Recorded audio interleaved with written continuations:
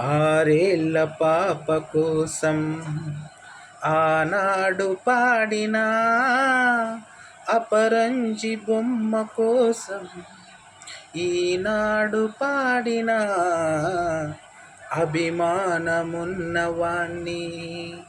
అవమానపరచిన ఎదలోని చీకటంతా వెన్నెలగా మార్చిన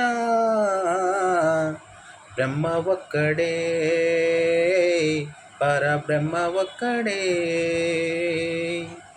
ముసి ముసి నవ్వులలోన కురిసిన పువ్వులవాన, ముసి ముసి నవ్వులలోన కురిసిన పువ్వులవాన.